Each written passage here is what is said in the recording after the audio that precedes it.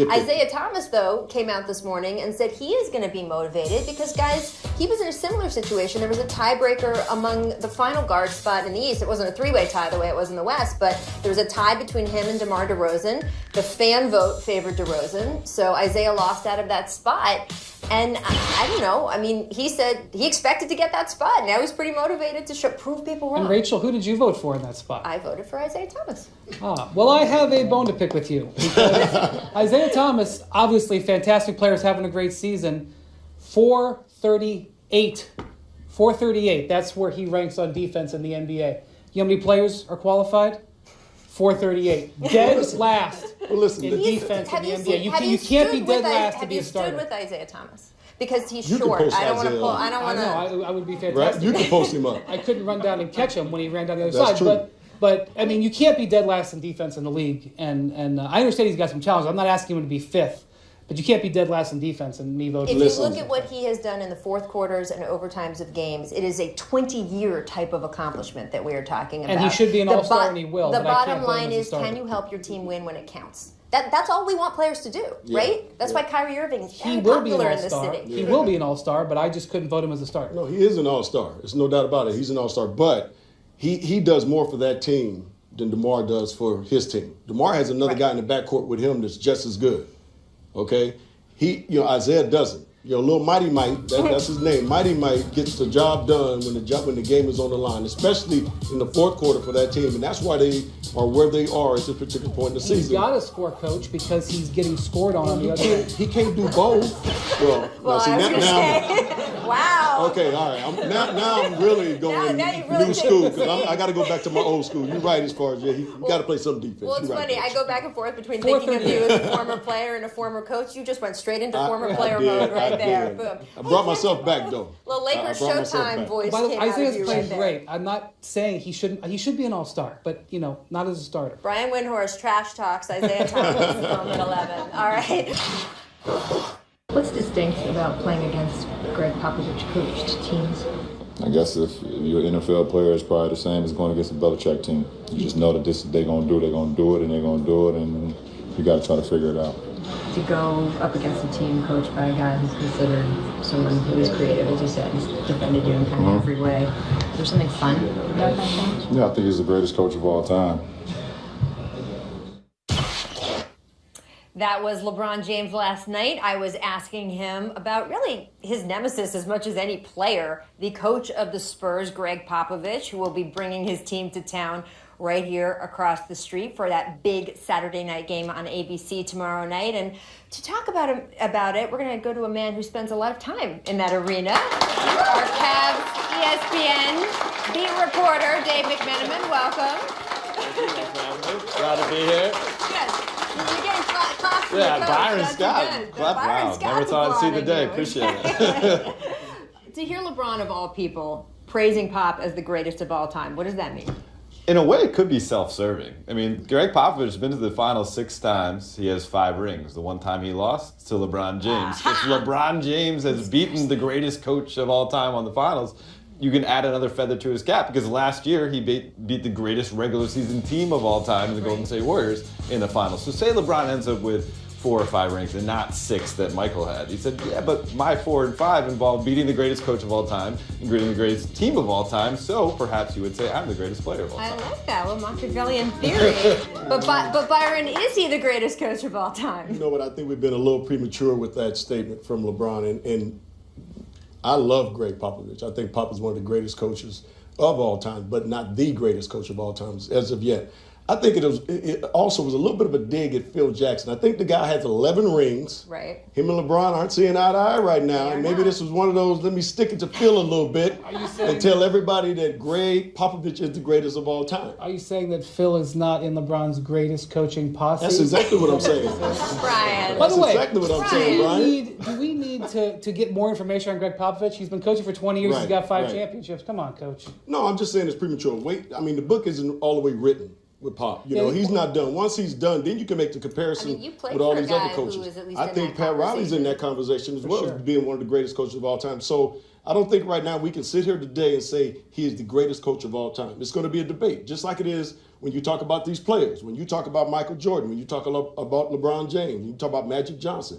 And to me, the greatest player of all time is Kareem Abdul-Jabbar. There are a lot of people who will put in Bill Russell in that conversation because of all the rings he's won. So it's going to be a debate no matter what. And I don't think right now is the time that you can sit here and say that he's the greatest of all time. I never got to see Red Auerbach coach. So it's hard for me. It's hard for me to compare the I'm whole era of all not time. that old. All I'm time. not that old. That's not true. I am not that old. To see him coach. All time's a big time. That's a big amount of time. I do think that it is impressive the way Pop, and LeBron pointed this out last night, has adjusted as basketball has adjusted through his career. Absolutely. And I think it has been fascinating to watch LeBron and Pop sort of go at each other because you have seen in game the way they in waves kind of go toward each other, and Pop sends out his troops and then LeBron tries to counter it. And I think it's fascinating. I do want to get to, though, Kyrie Irving because, look, Coach, you coached him in his rookie year here, and he had a spectacular season that year. You've watched him, Dave, go become an all-star starter, hit, I don't know, guys, the game-winning shot in Game 7, something like that.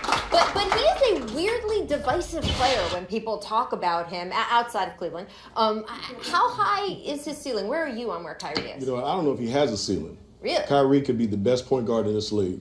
Offensively, he has no weaknesses whatsoever. And he showed me that when he was 20 years old. Really? So I know this guy. Did you know when he walked in the gym the first time? First time we had him, I said, this guy is special. Wow. Now, offensively, we knew he had no weaknesses, but on the defensive end, we knew he was going to have to get better, and we knew that would come in time. But I think his game has just gotten to a different level each and every year. It even shows even more so last year when you talk about him hitting the game-winning shot. This year on Christmas, hitting the game-winning shot. LeBron has even kind of deferred to Kyrie in big moments like that because he has that trust in Kyrie, and obviously Kyrie has it in himself that he can carry the load when need be. So I think his ceiling is so high that I don't know if he can reach it. LeBron actually wanted Kyrie to take that shot in Game 7 last year in the timeout. He said, give it to Kyrie. That tells all you need to know. And LeBron has said he thinks Kyrie can be an MVP in this league. So LeBron thinks his ceiling is that. What I would say is Kyrie's got to do it at both ends of the floor. You can't be an MVP in this league and be, frankly, a swinging gate defensively, which he is night in and night out in this league. He's gotten better. He's gotten better. If he's going to be a super elite player, if he's going to be the best point guard in the league, he's got to play more on the defensive end. And anybody who's played with him or coached against him knows that that's where he can be had, and that's what he's got to shore up. Well, Dave, I'm not going to ask you to give an opinion on a guy you cover every day, but I do want to ask you this. LeBron James made a big point. We need a point guard, right? And it was a little bit of a shot at Griff after he pulled off this great Kyle Korver trade, and LeBron's next sentence out of his mouth is, give me more. Griff kind of took a little shot back at him, right? I mean, what's the situation there? Yeah, well, here's the deal. I mean, LeBron, they just played the Warriors on Monday. We all saw the result of that, and he looks at what the Warriors have, 7 guys who can dribble, pass, and shoot. In his mind, that's a playmaker. And he looks at his roster, and he says, well, we have Kyrie, and we have myself, who consistently do that. But beyond that, who do we have? He just wants, I'm speaking in his voice, I just want to have a guy we can add to the mix who can relieve some of that pressure. And in the playoffs, we expect greatness out of these guys, and they can do it on a night in, night out basis because they have time to rest, they have time to prep defensively for these teams and offensively. But during the regular season, to go 41 more games without having another guy that I can say, when I go on the bench for 5 minutes, this guy can take over, and I'm not going to be worried about our lead, dwindling or, potentially disappearing. That's what he wants, and that's why they have an open roster spot. It will, but it most likely, considering their cap space, considering their assets that they have in their cupboard, it will be a buyout situation. So you look at a guy like a Jose Calderon from the Lakers, a veteran who knows how to play, maybe perhaps Darren Williams, Dallas Mavericks. They're not going anywhere right now, and he's a guy who can do those things, dribble, pass, shoot, and has some playoff experience. Just say it, Dave. He's longing for Matthew Dellavedova. We all miss Delly, don't we? Who isn't longing for Matthew Dellavedova? He misses him. I mean, look, we've got so much coming up with this game. I think it's going to be fantastic. We are going to be missing a player, though. Pau Gasol, not going to be with us after breaking his finger during warm-ups last night. So clearly players just shouldn't warm up, right? I mean, that's... kind of watch where they're going. He ran into a teammate. I know, it's not good. But look, I mean, when we see what the Spurs have to offer, They are the number 2 team in the West right now. These matchups, this game against the Cavs, there's a reason ABC is opening its schedule with this game when you look at how they might match up against the Warriors. Do you guys think the Spurs have enough? Well, I'm super duper impressed with, again, here I'm talking about defense again. I've spent too much time just around on this you. defensive kick today, huh? The Spurs ranked number 3 in defense with LaMarcus Aldridge and Pau Gasol as their big men in an era where people are attacking bigs and stretching the floor. Greg Popovich replacing Tim Duncan with 2 guys who are not known as great big man defenders, getting this team in the top 3 in defense again. That's why their record is as good as it is. Also, they've been banged up all year. Tony Parker was out last night. They've had Danny Green in and out of the lineup. Now Pau is hurt, and here they are with a beautiful record and a great defensive standing. I'd like to just see them get to play the Warriors in the playoffs. We've been deprived of that the last couple of years. You know what? I just love San Antonio and the way they go about their business every single night. And like you said, they can throw in these pieces to the puzzle, and they all seem to fit. You know, every single year, they seem to be that team that everybody kind of disregards, but they're always there at the end of the day. And if they are healthy, they're going to be a challenge to Golden State if they can get that opportunity to play them in the playoffs. And they got a new star in Kawhi Leonard. And this guy is a star. I mean, he is a two-way player, as you've been talking about since we such a defensive kick right now.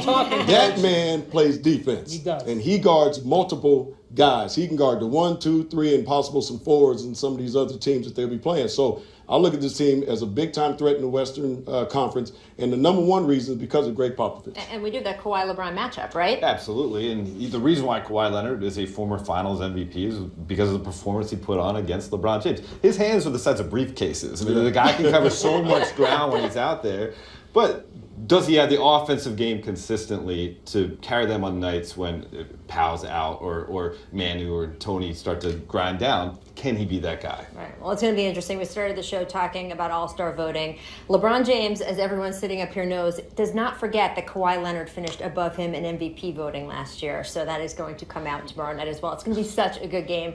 I can't wait for it tomorrow night. To that huge Cavs-Spurs showdown. I am back here with this awesome crowd here at the Harry Buffalo Restaurant. I'm here with Byron Scott, 3-time NBA champ, Akron, Ohio Zone, Brian Windhorst, and our Cavs ESPN reporter, Dave McMenamin. Not Akron Zone, but that's okay. It's all right. Guys, we got to get to this Courtney Lee incident from last night. This was bizarre. This was a crucial point for the end of the game. Courtney Lee gets the ball for what should be an open shot, but he says later that he heard the Wizards assistant coach, Sidney Lowe, shouting at him from the south sidelines. He passed up the shot. Melo clearly not happy as John Wall goes and wins the game for them. Byron, I mean, the assistant coach is actually on the floor, which I know you can't do, but Right. What do you think of how this all played out? Well, I mean, obviously, he's like a part of the game. Yeah, I mean, he's on the floor like he's one of the players. So I don't know what the league is going to do about this. You know, we have a rule as far as coaches where you can't be on the floor, and if you're on the floor, you know, the referee's supposed to kick you out floor, and you know, if you do it again and again, it should be this should be a technical foul. Right, but that being said, I mean, you are kind of you're the player in that situation. Dave, you've been the player in that situation, Yeah, right? so I have a confession to make. I played college basketball in Ireland. I was sitting on the bench, a guy of similar part of the court, and I picked up his dribble. So I started screaming, dead ball, dead. I got teed up. I was on the bench. I was on the bench a lot on that team in Ireland too. But if I could be on the bench and get teed up, certainly the assistant coach, if he's on the court, should have got a technical foul. Well, you know what's going to happen now. It's going to be fun. Melo's never going to pass. Oh, that's going to start? That's what Melo. That's going to start. Melo is passing. now never going to pass? He's done with that. Interesting. All right, we got to get to make or miss here. Make persistence. A terrible air ball in the first quarter last night. This is that same game. Carmelo Anthony, I don't know.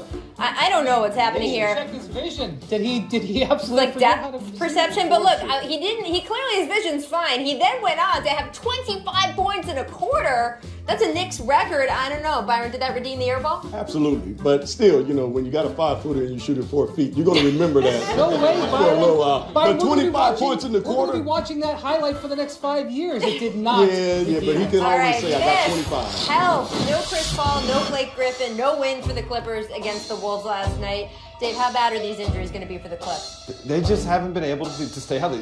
Ever since they got DeAndre Jordan back from Dallas, you thought, okay, now they have that window of opportunity. And in the playoffs last year, the injuries, and this year too, they just haven't had a chance. I don't know. I think it's going to affect their seeding, right? I mean, they'll be fine by the time the playoffs start, but then the seeding is going to be the big issue. All right, that is it for us from Cleveland.